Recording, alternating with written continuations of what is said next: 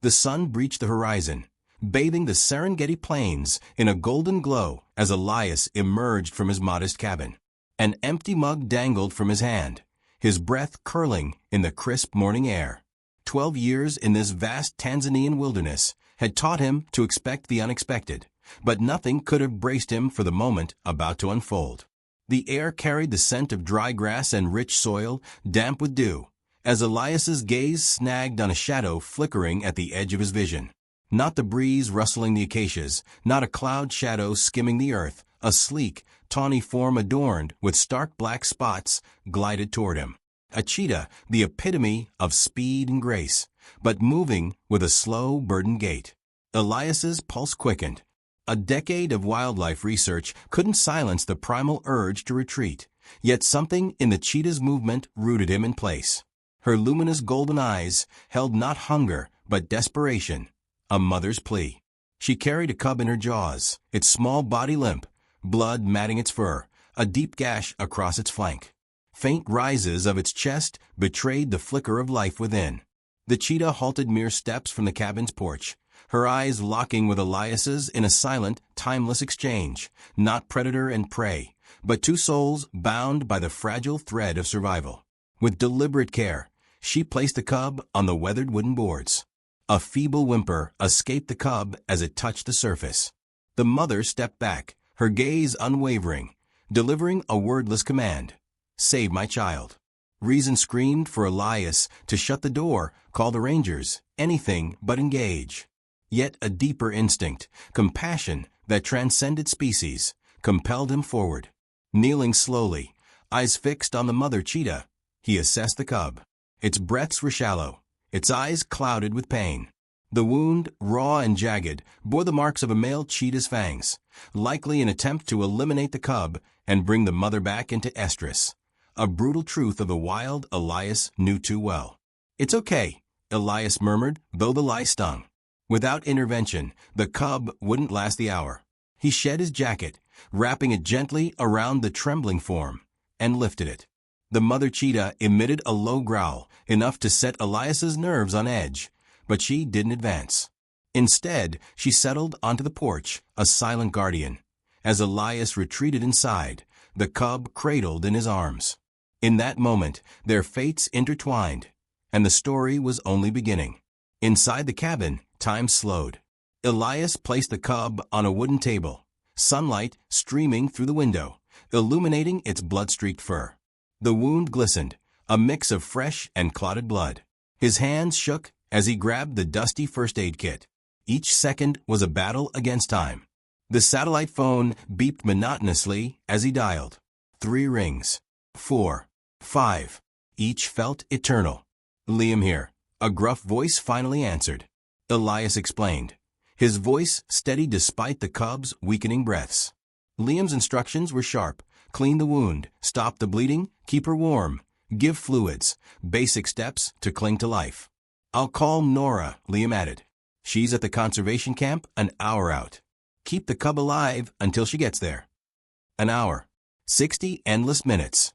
Outside, the mother cheetah held her vigil, her golden eyes catching Elias's through a crack in the window, unblinking, trusting, yet fierce. In 12 years, he'd never seen a predator place such faith in a human, their ancient foe. He dripped warm sugar water into the cub's mouth with a pipette. Its tiny tongue flicked faintly, a spark of defiance against death. Elias's heartbeat synced with each labored swallow. The roar of an engine broke the silence. Nora's jeep skidded to a stop, red dust billowing. Through the window, Elias saw her freeze at the sight of the mother cheetah, unguarded by fences or tranquilizers. Nora moved with the calm of a veteran, her steps deliberate, eyes never leaving the cheetah. "I've heard stories," she whispered as she entered, her green eyes wide at the scene. Elias beside a dying cub, the mother watching from outside. "But I never thought I'd see it." Nora's medical bag opened with a snap, syringes, vials, bandages. She worked with precision, injecting antibiotics, stitching the wound. "Ceftriaxone," she said. "Broad spectrum. Should stop infection." The cub flinched at the needle's prick, a sign of life. "Male cheetah attack," Nora confirmed. They kill cubs to force the mother to mate. Brutal, but that's nature. Elias glanced at the mother cheetah, still motionless. "She knows we're helping," he said. Nora nodded, not pausing. "Maybe. Or maybe she's out of options. But she chose you, Elias." As the sun dipped, painting the Serengeti crimson, the cabin glowed with twilight. Nora packed her tools. "Tonight's critical," she said. "If she makes it through, she's got a shot." The mother cheetah remained, her silhouette framed against the fading light, as Elias and Nora stood watch over the fragile life, bound by a trust as wild and fleeting as the plains themselves. Elias gazed at the cheetah cub, so small in the warm nest he'd crafted from blankets. Her breathing, though still shallow, had steadied, her tiny golden eyes flickering open now and then, peering into an unfamiliar world. As Nora's jeep faded into the distance, darkness cloaked the Serengeti plains. Elias lit an oil lamp, its soft glow carving a haven in the Tanzanian night. Outside, the mother cheetah remained, her eyes glinting like twin stars in the shadows. The night dragged on, marked by the cub's faint breaths and the rhythmic hum of nocturnal insects. Elias didn't sleep, his hand resting lightly on the cub to feel her warmth, to confirm her tiny heart still beat. Each hour stretched endlessly, every stir or weak whimper spiking his fear that it might be her last. But as dawn's first rays pierced the window, the cub endured, not just alive, but stronger. Her eyes opened clearer, responding to Elias's gentle touch. A warmth bloomed in his chest, not triumph, but awe at her tenacious will to live. Outside, the mother cheetah rose, alert, as if sensing the shift. Elias opened the door, careful not to disturb the sleeping cub. Their eyes met, human and cheetah, bound by something beyond instinct or reason. "She's still alive," Elias rasped, voice rough from sleeplessness and emotion. "I think she'll make it." The mother cheetah stood statue still, her golden coat glowing in the Tanzanian dawn. Then, in a moment etched in Elias's memory, she slowly blinked, a silent, wordless acknowledgement.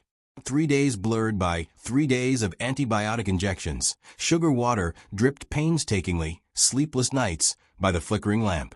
The mother cheetah never left the porch, vanishing briefly into the night only to return with small prey, evidence of hurried hunts between her vigil. Elias's world shrank to the space between his bed and the table where the cub grew stronger. On the fourth morning, a change emerged. As Elias changed her bandage, the cub stirred, not with passive acceptance, but with a gentle resistance. Her golden eyes, now alert, tracked his hand. When he touched her injured leg, a soft hiss escaped, not pain, but a warning, the rekindling of wild spirit. The wound remained severe, and Nora, visiting daily with medicine and expertise, grew serious. "We need x-rays," she said. A fractured shoulder blade could mean a life in captivity for a creature born to run. The nearest clinic with x-ray equipment was at the ranger station, a grueling 2-hour drive over rutted dirt tracks.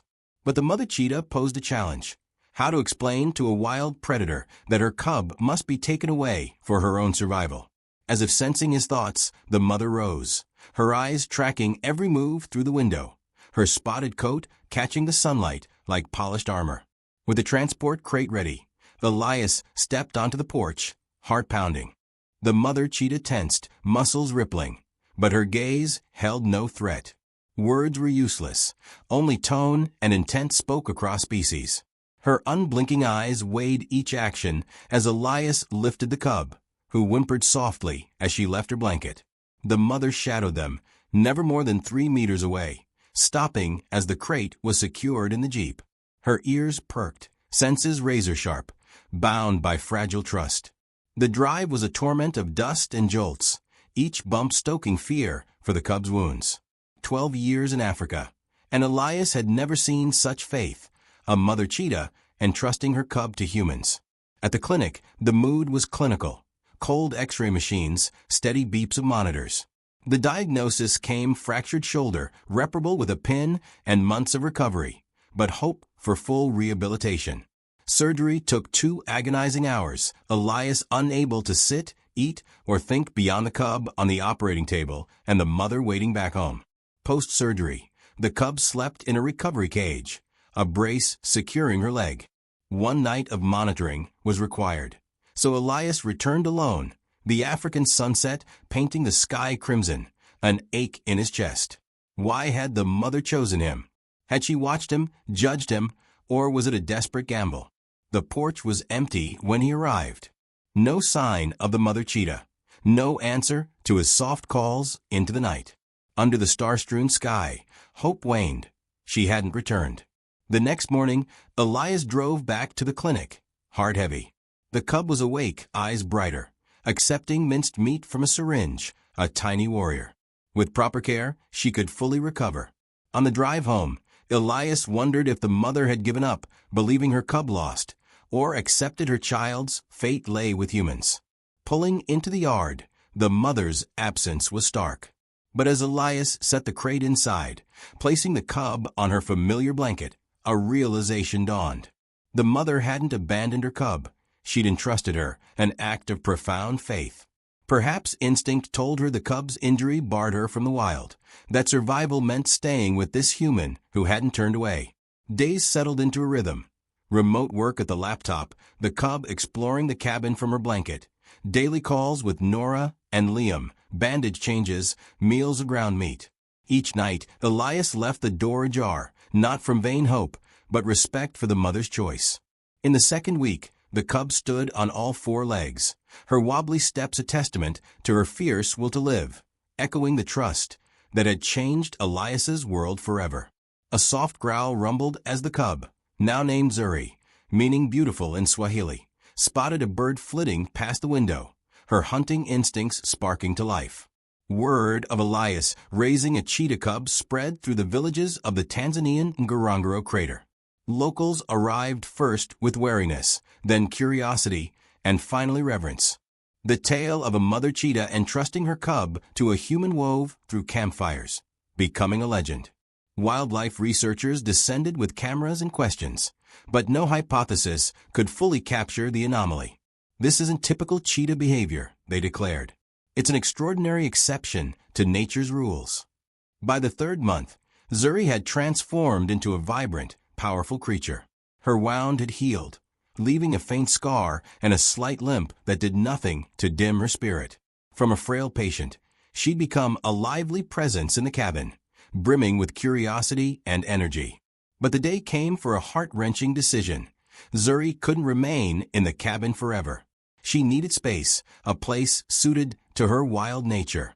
Nora and Liam had secured a spot in a private reserve, a semi-natural haven, neither fully wild nor captive.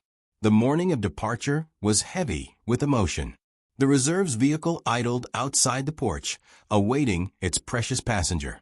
Zuri, sensing change, paced the room, her golden eyes sharp with alertness. Elias knelt for a final moment beside the blanket that had been her refuge in those early days, his hand lingering behind her ears, her favorite spot. Their bond, forged in the crucible of life and death, defied words. As Zuri was guided to the vehicle, a fleeting shadow darted at the edge of Elias's vision. Unmistakable, the mother cheetah, watching from afar. She'd returned to witness her cub's new chapter. No one else saw her. No one else caught the faint rustle of grass carrying her scent. But for Elias, it was a final, silent affirmation. The vehicle pulled away, kicking up red dust as it carried Zuri to her new home. Elias stood alone on the porch, eyes fixed on the horizon where the mother cheetah had vanished. One chapter closed, another began, but the lessons of this remarkable encounter would endure. In the unforgiving Ngorongoro crater, where survival is relentless, a mother cheetah had placed her trust in human hands. In doing so, she revealed a profound truth. Sometimes, nature turns to humanity for aid, and all we can do is answer with our whole heart, forging a connection that transcends species and speaks to the boundless power of compassion and trust.